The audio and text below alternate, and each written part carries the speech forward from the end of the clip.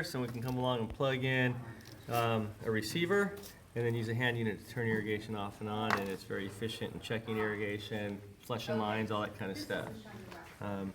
These things cost a little bit of money to set each controller up. A lot of controllers, like if you buy Rainmaster, they're already set up to plug the remotes in.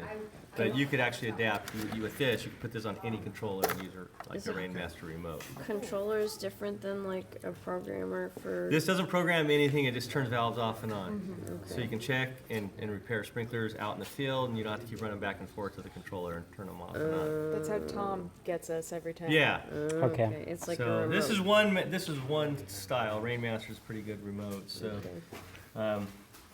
Here we have a series of valves, whether they're manual or electrically or battery operated, okay, or hydraulics. This is an old hydraulic actuator, and it's turned off and on by water pressure.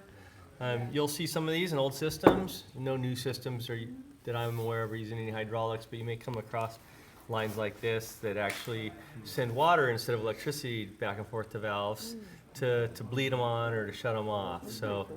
I'm not going to go into any more detail on that, but that's, okay. You know, if you cut this line, you're pretty much screwed. You know, you got to repair it or your valves aren't going to work right. Versus wires. Now these actuators, the reason I have these three actuators separately is because a lot of times you'll come across a system that used to be an old manual system. You would unscrew this manual gate valve portion and screw in an actuator, so you might see that in there, and then it's a conversion from an old manual system into, you can install a controller and turn it into an automatic system. I've done a lot of those conversions. It doesn't really matter if it's plastic or brass, just difference in price and other stuff.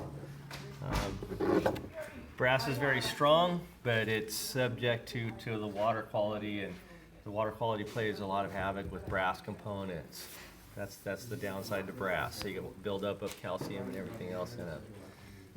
So I don't know, catch-22, high pressure road. These brass valves can be rebuilt a dozen times. These are all inline valves, okay? Meaning that as opposed to a valve like this that you're used to seeing that has a vacuum breaker built into it to protect the cross-contamination of water, these have to be above ground. A lot of people just call them anti-siphon valves, okay? These are inline valves. These are going to be downstream of a backflow prevention device of some sort. All right, this is a pressure vacuum breaker. This is a reduced pressure vacuum breaker. This is an atmospheric vacuum breaker. You can see these just by themselves sometimes. They all do the same thing. There's different codes. They all keep the water that's out in the landscape from coming back into the domestic water supply and contaminating it. That's the basic function, okay? Get back to a little bit on operation. I have some cutaways here.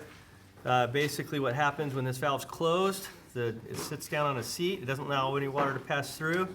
When you bleed it off with an electrical shot to the valve, it pulls the actuator, pulls this little piston up and bleeds the valve.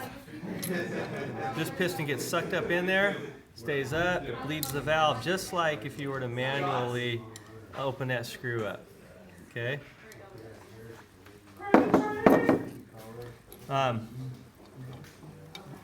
That's how you open a valve. You shut it off, the piston drops, covers the hole, the upper chamber fills up. Because there's so much more water, surface area, there's twice the amount of water in this upper chamber as there is in the lower chamber. So when this hole plugs up, the upper chamber fills up, and that pressure just fills it, pushes it down, okay? When you bleed it off, the water bleeds out. It takes the water pressure off of the top chamber, and then the pressure below gets greater, and it pushes the diaphragm up and opens the valve, and water can then flow from here. You'll always see a flow direction on a valve, okay? So water's flowing from here to here, so it has to come in down here, has to go up, through, and out, all right? So it stands to reason if this thing's not shutting off, there's a problem. There's either a hole in the diaphragm, or there's a rock jammed in there between the seat and the diaphragm, or the piston didn't plunge down, or there's something physically obstructing, you know, something in here, or you get calcium buildup on the inside of your solenoids, and the plunger doesn't move up and down freely.